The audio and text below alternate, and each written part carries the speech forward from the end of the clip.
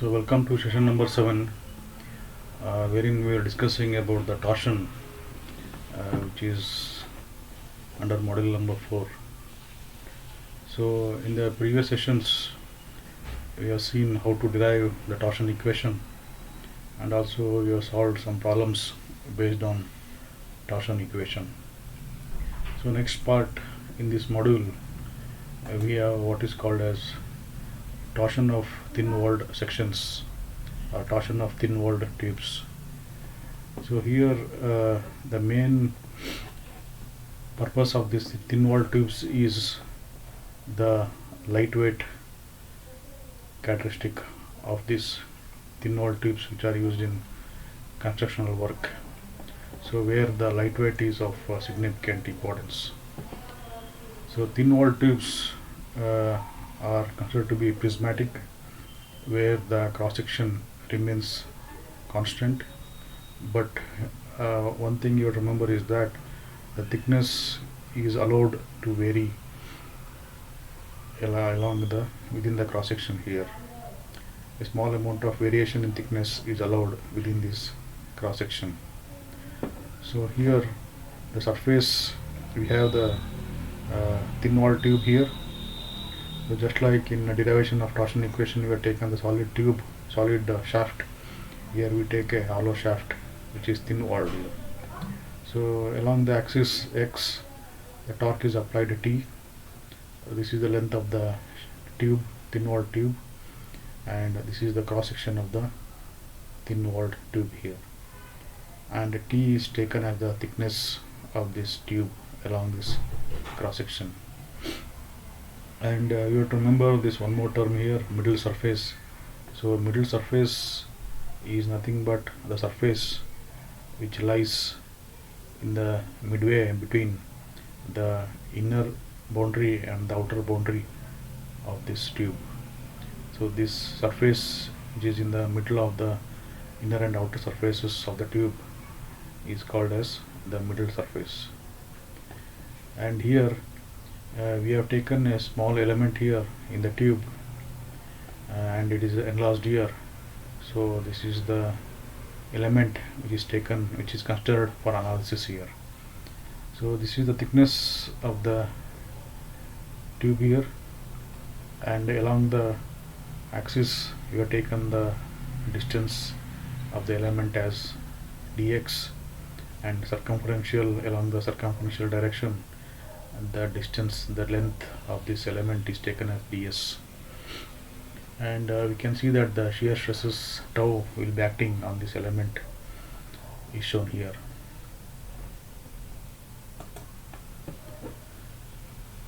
So here when thickness is small, and you know that it's called as thin-walled tubes, where the thickness T is very small considered to the overall dimensions of the cross sections, the shear stress tau induced by the torsion can be shown to be constant throughout the wall thickness.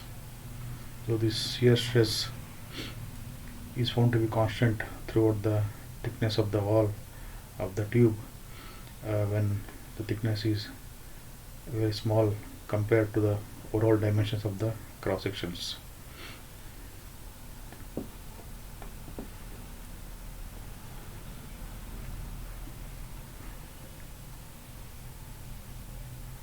And this shear stress is tangent to the middle surface. So here we have to understand one more concept here, which is called as shear flow, which is taken as Q. So shear flow is nothing but the shear force which is acting per unit length edge of the middle surface.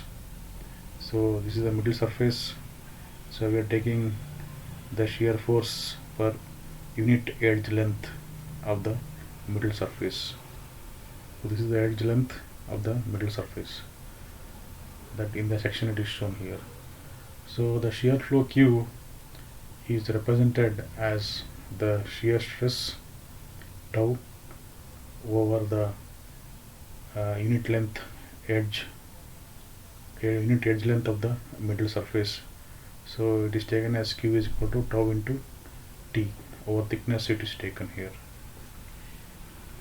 So tau shear force per unit length is tau into thickness here, because the middle surface is in the middle portion of this inner and outer boundary of the tube. So remember that shear flow Q is tau into T. So when the shear stress is not constant throughout the wall thickness, the tau is taken as the average shear stress.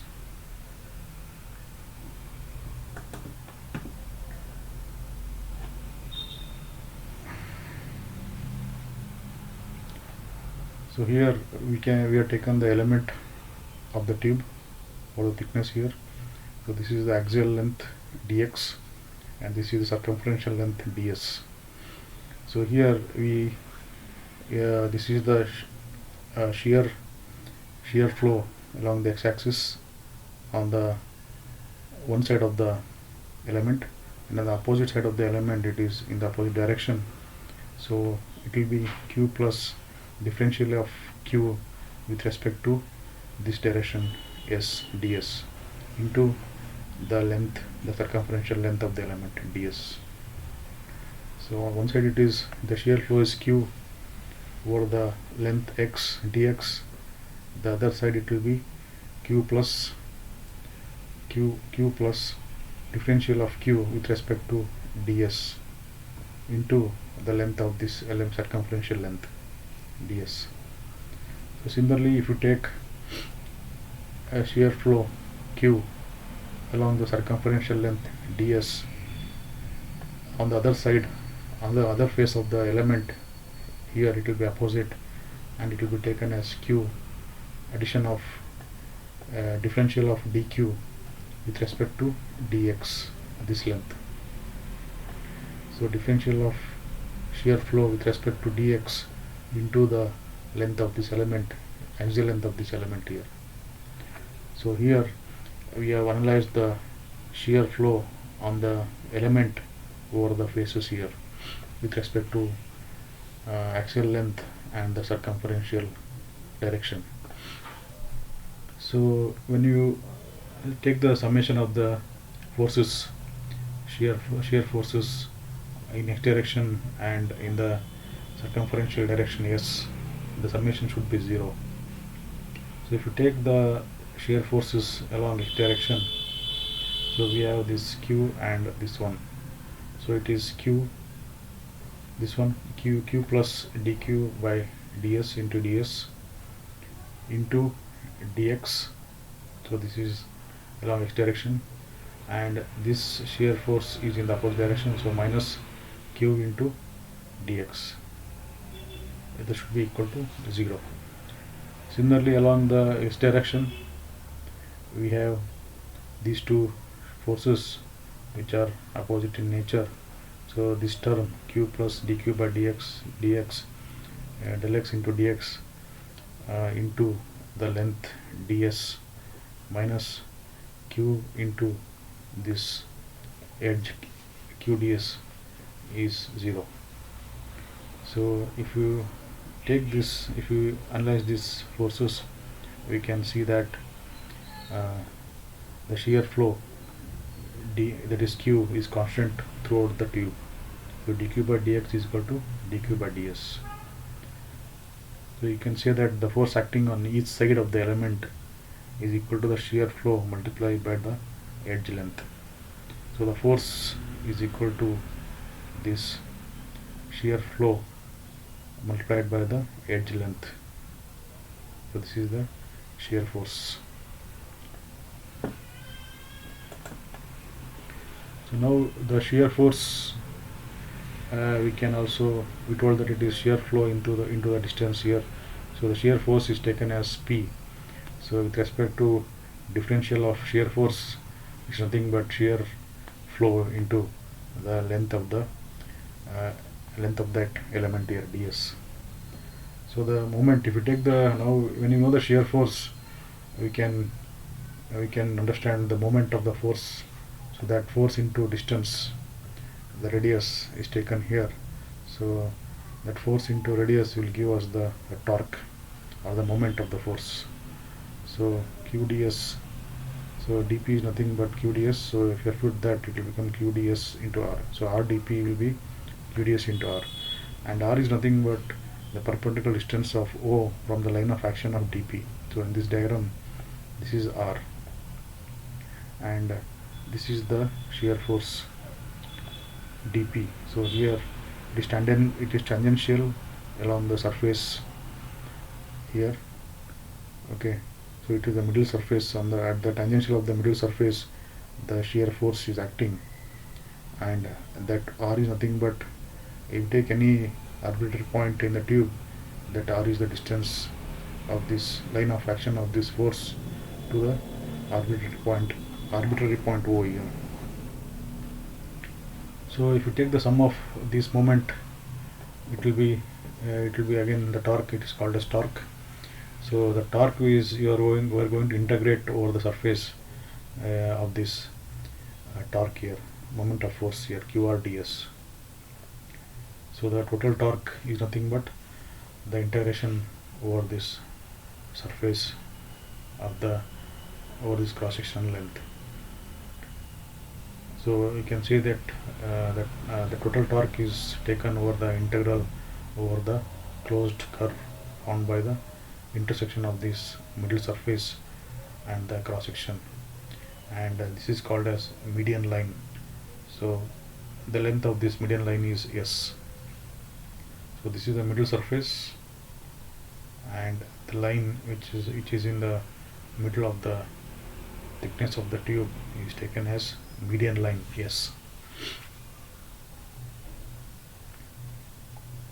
So this is the applied torque, total torque we are considering here for the tube here. And also from this diagram we can see that that r into ds is equal to 2 times differential of AO. So AO is nothing but it is the this area of this triangle, which is considered over the length,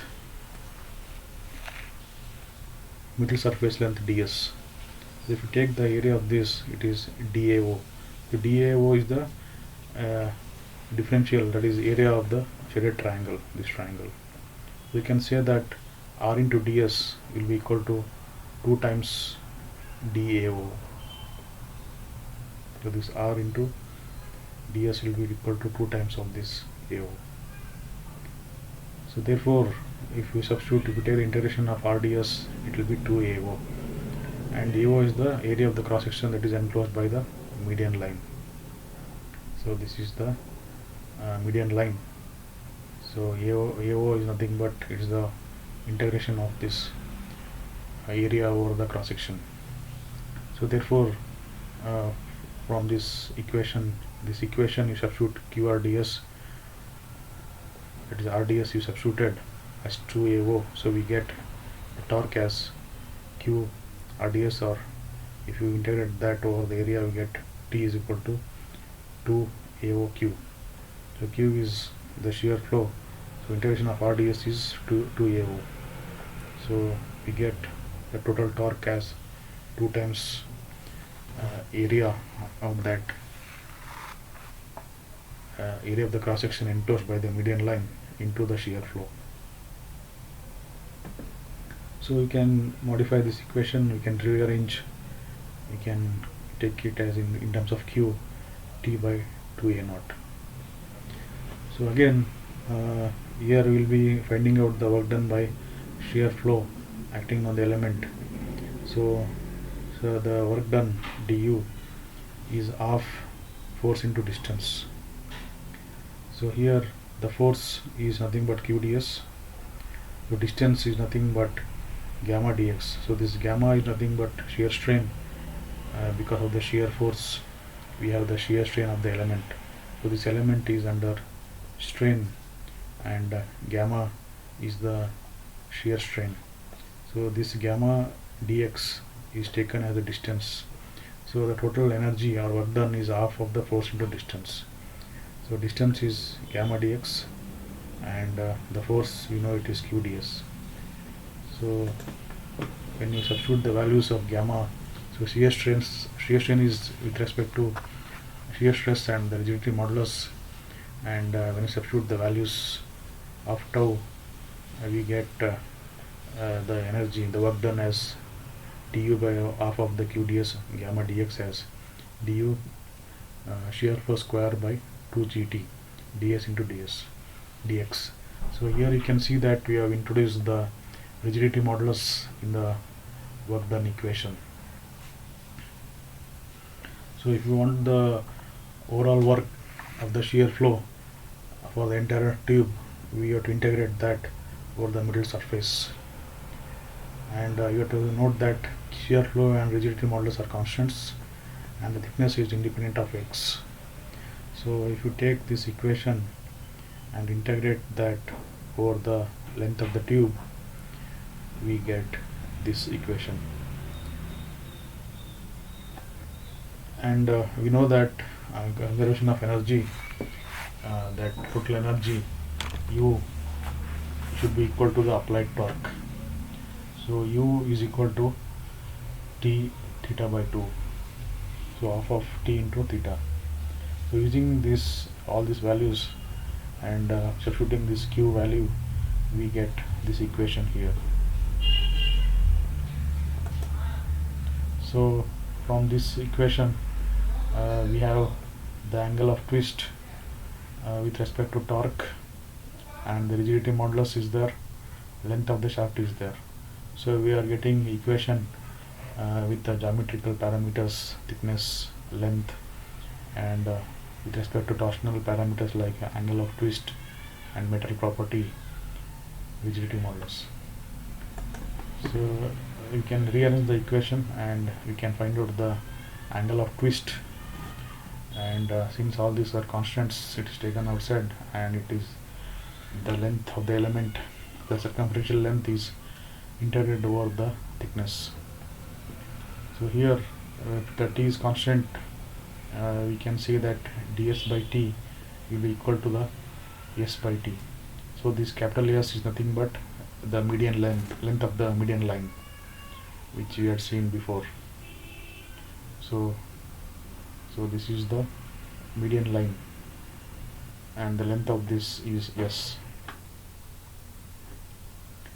So we are getting, so finally what happens is we are getting angle of twist with respect to the torque applied T, length of the shaft, that's median line length, and the rigidity modulus, and the area of the cross section over the middle surface, and thickness of the tube here. So this is the equation we have to use to calculate the angle of twist for the thin walled sections or tubes. So you can see here some conditions that when the tube is not cylindrical, the cross section do not remain plane. So only for cylindrical tubes the cross sections will remain plane, but for some other cross sections the edges tend to warp, so there is a distortion along the edges. And you know that tube with where the cross sections are very thin, they fail by buckling, and the stresses are still within the elastic ranges. So even if the stresses are within elastic limits, because of the very thin walls, the tubes may buckle. So here the condition is that a ratio of R by T should be less than 50 to stop the buckling due to torsion here. So this is taken in design of the steel tubes.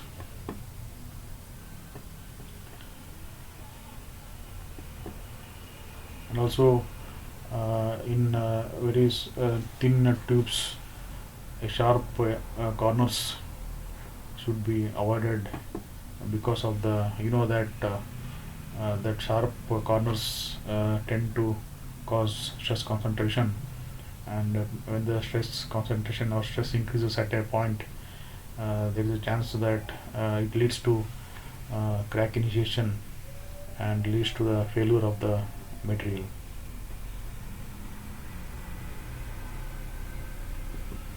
So obviously the shear stress at the inside boundary of a corner will be higher than the average stress. So that leads to crack initiation and crack propagation, and it may cause failure of the thin tubes there. You have to remember this equation, and you can calculate the torque or the angle of twist for the thin walled sections. So based on that equation, we have one problem wherein the cross section is given here, and thickness of the tube is given 3 by 8 inch, and we have a steel tube. This is a steel tube with very thin walled, with a thin walled section, and the torque applied is T, and the tube is 6 feet long and has a constant wall thickness, and the thickness is, all thickness is constant here, and we have to calculate the torsional stiffness. So torsional stiffness is T by theta. So torsional rigidity is G into J, whereas torsional stiffness is T by theta. So it is taken as small k. And second thing is, you have to find out the shear stress in the wall of the tube when the tube is twisted through an angle of 0.5 degree. So this is a given problem, and obviously the rigidity modulus of the steel is given here, and we have to neglect the stress concentrations. So coming to the first part of the solution, we have to find out the torsional stiffness T by theta. So here in the first part, the wall thickness is constant. The angle of twist, we can use this equation. Just now we derived this equation, so this equation directly we can apply this for the first part of the solution. So T by theta, we know that it is the torsional stiffness. So rearrange the equation T by theta, we get this equation is rearranged like this. So we want T by theta, so this is the right hand side of the equation, where G is the rigidity modulus and A is the area of that middle surface across the cross section. This T is the thickness, length of the shaft, and S is the length of the median line. So area is nothing but the area of the enclosed by the median line. So it's nothing but average width into height. So the area will be 6 plus 4 by 2 into height. So 6 plus 4 by 2 into height, that is the average width into height here. So we get the area. And length of the median line. The length of the median line is nothing but the length of this along the cross section. So it is 6 here, 4 here, and this length is nothing but we make a triangle here, and this is 1 inch here. So by using Pythagoras Theorem, 5 square plus 1 square will give the length of this. So that's why he has taken plus 2 times the length of this. So 1 time here and second time here. So this plus these 2. So 2 times the length of this edge. It's nothing but root of 1 square plus 5 square. So that is taken here, and that will give the length of the median line. So S is nothing but the perimeter of this cross section. So when you know the value of S and you know the value of area of this cross section of the median line, so we can directly substitute the values. All the values are known.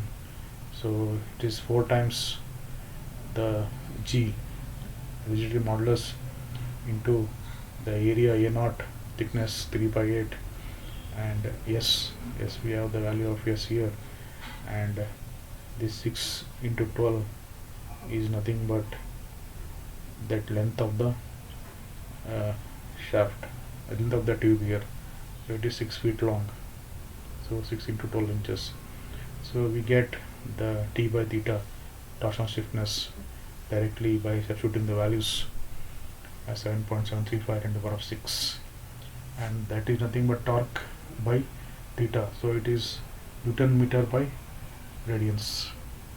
We can convert the radians into degrees and we'll get 135 10 to the power of 3. In terms of SI units, it is Newton meter per degree. So initially we get Newton meter per radians. If you want, you can convert that to degrees. So now in the second part of the problem, is asking you that is giving the theta angle is given, and we have to find out the shear stress. So if the theta is known, we have found out the K value, so you can get the value of torque here. The torque is stiffness into theta. The stiffness just now we found out here into the angle theta. So this is taken in degrees, so angle theta is also taken in degrees. So we get the torque in Newton meter. So once we know the torque here, we can calculate the shear flow T by 2a. So shear flow is nothing but torque divided by 2a naught. So torque is just now we calculated that, and area is 2 times, that is we calculated here 25. So substitute that and we get the shear flow. So once you get the shear flow, that shear flow is related to the shear stress by thickness. So shear stress into thickness of the tube will give the shear flow. So I want the shear stress here, so shear stress is shear flow by T. So if you do that, you will get the shear stress. One more problem is there where we have the aluminum tube with semicircular cross section shown here. So the cross section is same, but you can see the thickness is not same throughout the cross section. Here the thickness is 2 and here the thickness is 3. So here you have to find out the torque, which causes maximum shear stress of 40 megapascal, and we have to find out the angle of twist. So we have to find out the torque and the twist here, and rigidity modulus is given 28 GPa for the aluminium. So shear stress is given. So once you know the shear stress, we can directly calculate the shear flow Q. So shear stress into thickness, we will get the value of shear flow.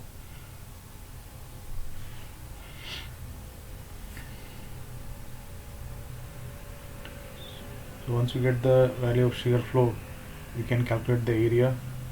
So area of the enclosed by the median line is pi r square by 2. So it is pi r square by 2 here. So we can calculate the area also. So once you know the area and Q, we can easily calculate the torque here. That torque is 2aq. So just substitute the values, we get the torque in Newton meter. And second part is that we have to find out the angle of twist. So angle of twist here, we have the cross section, we can consider it into two parts. So one part is the curved part and the other one is the line here, this edge. So that theta here, we are considering this equation what we had taken in derivation, ds by t. So integration of this length, elemental length ds over t is taken here. So since we have two thicknesses, we can write this equation as 1 by t1 integration of ds over length s1, median line length s1, and over the length 1 by t2, thickness t2, and integration that ds with respect to ds for the length s2 here. So once we integrate that, we get integration of ds is s1, s with respect to s1, and this one is with respect to ds, we get s2. So we get this as S1 by T1 plus S2 by T2. S1 and S2 are nothing but, it's the length of this median line. So this length S1 is nothing but pi gamma, and S2 is nothing but 2 gamma here. So this is the length S2 from here center to this length, to the median line.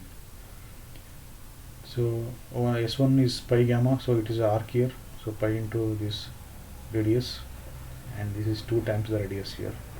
So gamma or radius is nothing but 25 here, so just substitute the values of these two, and thickness, it is T1 is 2 mm and T2 is 3 mm. So this length S1 is pi into r is 25 here, or pi into gamma, and here it is length of this section is 2 times this r or gamma. So if you take that, you will get 55 here. So once we know this value, directly you can go to this equation, and wherein this equation is there.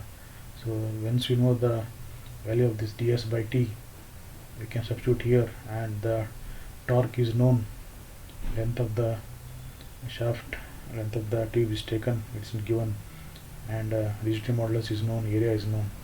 So you know all the values, you can easily calculate the value of theta. So that will be getting it in radians, and you can convert that into degrees, multiplying it by 180 by pi. So we get 5.6 degrees. So the angle of twist in this bar, in this tube of this cross section, will be 5.6 degree for this much of torque. So like this we can solve the problems for thin walled sections or thin walled tubes, where the thickness will be varying within the cross section boundary. So that's it for this session. Thank you.